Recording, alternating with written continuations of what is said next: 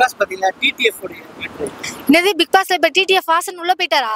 டிடிஎஃப்னா ticket finale. ஓ டிக்கெட்டே ஃபினாலேயா? நீங்க bro ஒரு நிமிஷம் ஒவ்வொரு நிமிஷமும் பக்கு பக்கு பக்கு பக்குன்னு அடிக்குது. ஆக்சுவலி ரயான் வந்து டிக்கெட்டே ஃபினாலேல ஆரம்பிச்ச தெரியாம அவங்க அக்கா சொல்லிட்டு போயிட்டாங்க, நீ மட்டும்தான் தகுதி, வேற யாருமே தகுதி கிடையாது அப்படின்னு தெரியாம சொல்லிட்டு போயிட்டாங்கன்னு நினைக்கிறேன். பிரிச்சு மேய்றாரு. முத்துக்குமரன் உண்மையில என்ன பண்றாருன்னு எனக்கு சத்தியமா புரியல. இது அவர் சிக்கா இல்ல வேற ஏதோ விளையாடுறாரா? எனக்கு என்னன்னா அவர் பண்றது அன்ஃபேரா தான் தெரியுது. ஆனா எல்லாருமே முத்துக்குமரன் முத்துக்குமரன் சொல்றதுனால அவங்கள டிபெண்ட் பண்றதுக்காக கூட இந்த மாதிரி விளையாடுறாங்களா அப்படிங்கிறது எனக்கு புரியவே இல்லை. ஏன்னா பிக் பாஸ் எப்ப என்ன இது செய்யும்னு தெரியவே தெரியாது. அந்த மாதிரிதான் இருக்கு. தீபக் அண்ணாவோட அந்த ஒரு விளையாட்டு ரொம்ப நல்லா இருந்த மாதிரி இருந்தது. எனக்கு என்னன்னா ரயானுக்கும் முத்துக்குமரனுக்கும் உள்ள அந்த ஒரு விஷயம் இருக்கு பாத்தீங்களா? ஃபர்ஸ்ட் எடுத்தோடனே முத்துக்குமரன் 2 பேரும் அவுட் பண்ணி விட்டுருவாங்க. அந்த ஒரு காண்ட்லே வேணும்னே பண்ண மாதிரி இருந்தது. அந்த ஒரு விஷயம் எனக்கு ரொம்ப கஷ்டமா இருக்கு. எனக்கு என்னன்னா முத்துக்குமரன் எனக்கு ரொம்ப பிடிக்கும். அவர் இந்த மாதிரி விளையாடுறாருங்கிறது ஒரு கொஞ்சம் வருத்தமா இருக்கு. எதனாலங்கிறது சாட்டர்டே எபிசோட்ல தான் தெரியும் நான் நம்புறேன். சௌந்தர்யாவோட big boss prank phone call செம்மையா இருந்தது. அவ்வளோ மாசா இருந்தது. எனக்கு இந்த இதுல வந்து எனக்கு ரொம்ப கஷ்டமான ஒரு விஷயமா இருந்தது என்னன்னா, இந்த ஃபுல் மீல்ஸ் சாப்பிட வைக்கிறதுக்காண்டி பண்ண விதம். விஜய் விஷால் சார்லாம் கண்டினியூஸா வாமிட்டிங் பண்ணிக்கிட்டே இருந்தாரு. அதே நேரத்துல பாத்தீங்கன்னா நம்ம ராணவ் அவரை வந்து 1.5 நிமிஷத்துல எப்படி ப்ரோ 5 லிட்டர் தண்ணி குடிக்க முடியும்? என்னால முடியாது. பிக் பாஸ் அவரே கூப்பிட்டு குடிக்க சொல்லுங்க, குடிச்சிருவாரா? அது எவ்வளவு பெரிய கஷ்டமான விஷயம். அதுவும் ராணவ் அவ்வளவு ஃபுல்லா சாப்பிட்டுட்டு அது குடிக்க குடிக்க அவர் வாந்தி நைட்டு ஃபுல்லா எடுத்தது, முடியாம தவிச்சது, அதெல்லாம் பார்க்கும்போது இவ்வளவு கொடுமைப்படுத்த வேண்டிய அவசியமே இல்லையே அப்படிங்கிற மாதிரி. உங்களுக்கு வந்து கண்டென்ட் வேணும் இது வேணுங்கிறதுக்காக இப்படி இல்லாம நீங்க பண்ணுவீங்க அப்படிங்கிற மாதிரி தான் எனக்கு தோணுச்சு. இவ்வளவு மோசம் தேவையில்லையே. ஸ்டார்ட் அப்லலாம் நாங்க நல்லவங்க மாதிரி காமிச்சிட்டு ஃபினிஷிங்ல மட்டும்தான் போட்டு இது பண்ற மாதிரி. எனக்கு என்னன்னா ரொம்ப கண்டென்ட்டே இல்லை, ரொம்ப மொக்கையா போகுதுன்னு சொன்னதுனாலே என்னமோ இந்த அளவுக்கு கொடுமைப்படுத்துறாங்களோன்னு தெரியுது. ஒவ்வொருத்தவங்களையும் இவ்வளவு கொடுமைப்படுத்த வேண்டிய தேவையில்லைன்னு நினைக்கிறேன். ஆக்சுவலி மஞ்சரி கன்வின்ஸ் ஆகி ரயான் தலையில கலர் அடிச்சது அழகா இருந்தது.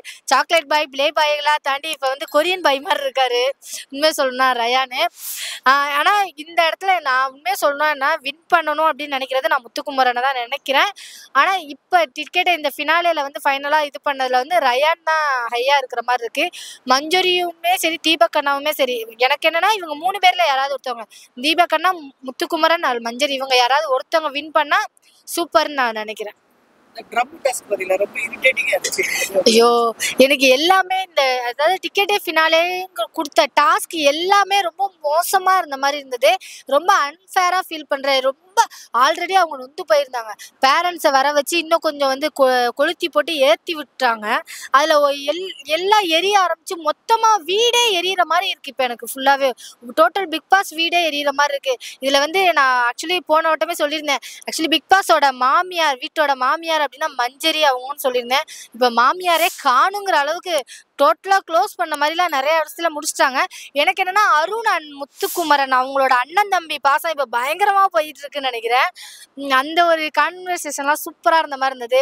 அண்ணன் என்ன தம்பி என்ன அப்படிங்கிற மாதிரி கடைசி கேம்ல பண்ண விதெல்லாம் சூப்பரா இருந்துச்சு. ரொம்ப அன்ஃபேரா இருக்கிற மாதிரி தான் இருக்கு எனக்கு பிக் பாஸ். உண்மையில பார்க்கணும்னா இவ்வளவு பண்ண வேண்டாமேன்னு தோணுது. ரொம்ப கொடுமைப்படுத்துற மாதிரி இருக்கு. அவ்வளவு கொடுமையெல்லாம் தாக்கு பிடிக்கிறது ரொம்ப கஷ்டம்னு நினைக்கிறேன். ஏன்னா யாராலுமே முடியாத விஷயம். நீங்க டாஸ்க்கு கொடுங்க, அதுக்குன்னு இவ்வளவு மோசமா கொடுக்க வேண்டாமேங்கிறதா என்னோட இதா இருக்கு. தனித்தனியா விளையாடுறாங்க. இண்டிவிஜுவலா மாத்தி மாத்தி இந்த ஒரே கூண்டுக்குள்ள வச்சு எல்லா சிங்கமும் மாத்தி மாத்தி தன்னைத்தானே அடிச்சுட்டு வேட்டையாடும் பாத்திருக்கீங்களா? அந்த லெவல்ல இருக்கு இப்ப பிக் பாஸ். ஆக்சுவலி ஜாக்லின் செம்ம குயின்னு. நான் எந்த அளவுக்கு முத்துக்குமரன் அவரை ரசிக்கிறேனோ அதே அளவுக்கு ஜாக்லின் அவங்கள ரசிக்கிறேன். ஆனா இந்த வட்டம் வந்து எப்படின்னா முத்துக்குமரனை வந்து எல்லாருமே சேர்த்து டோட்டலா டிஃபெண்ட் பண்ற மாதிரி இருக்கு. ரொம்ப அஃபெக்ட் பண்றாங்கன்னு நான் நினைக்கிறேன். எதனால அந்த மாதிரி கேம் விளையாடுறாரு, அவர் கேமையே மாத்தி விடுறாரு.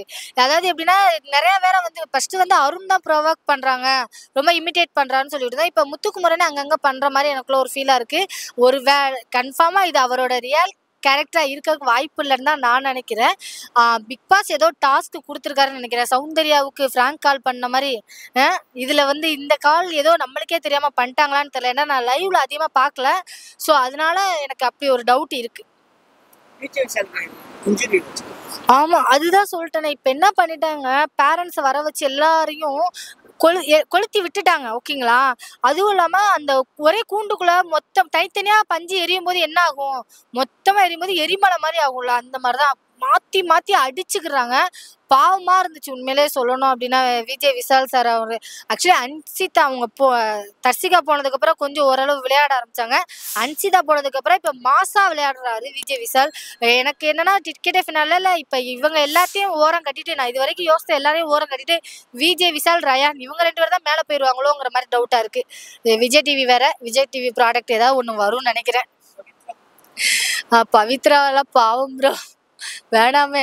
அங்கங்க பேச சொன்னோங்கிறதுக்காண்டி எங்கேயுமே பேசாம அமைதியா இருந்து திடீர்னு எரிமலையா வெடிக்கிறது வந்து ரொம்ப காமெடியா இருக்குன்னு தான் நான் சொல்லுவேன்.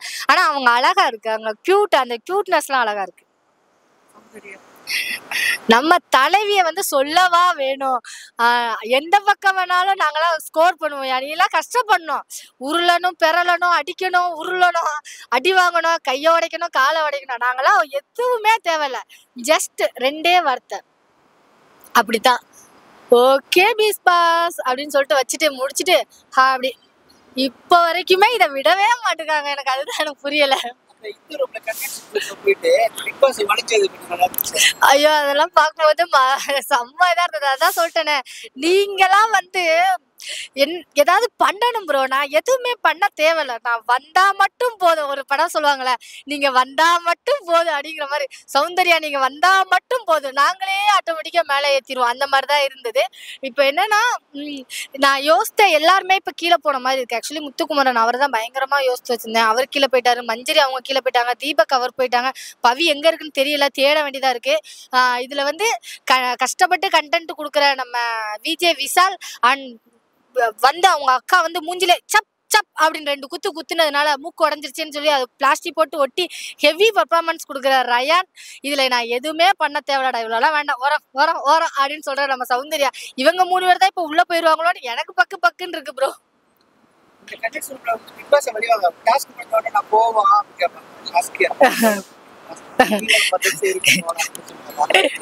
அந்த போன் டாஸ்க்லயே பாத்தீங்களா, ஓ நான் வைக்கலாமா அப்படின்னு. ஏன் ஒரு 10 நிமிஷம் இருந்து பேசிட்டு போங்க. சரி இங்க ஆளெல்லாம் இருக்குது, நான் அப்புறமாட்டி உங்கள்கிட்ட தனியா பேசிக்கிறேன்.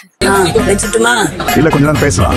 அப்புறம் ரொமான்ஸ் ஆக்சுவலி வந்து எப்படின்னா, அது ரெடியாவும் இறங்குறாங்க, ஆஃப் மோடு ஆன்லைன் மோட்லாம் போய் இப்ப ரொமான்ஸ் மோடுக்கு வந்துட்டாரு. எப்ப மேரி மீ அதுல இருந்து சௌந்தர்யா 24 hours ரொமான்ஸ்லயே இருக்கிற மாதிரி எனக்கு இருக்கு. யாரப்பா ஒருவேளை பிக் பாஸ பார்த்தாலே லவ்வர் மாதிரியே தெரியுதோ, நம்ம விஷ்ணு மாதிரியே தெரியுதோன்னு எனக்கு ஒரு டவுட்டாவே இருக்கு. தீபக் அண்ணா வந்து உண்மையிலேயே நான் வந்து ரொம்ப ஒரு விஷயம் சொல்லணும். இவ்வளவு இதுலயுமே ஒரு சில இடங்கள ரொம்ப டிக்னிட்டியா எப்படி அவரால் அந்த அளவுக்கு நடந்துக்க முடியுது.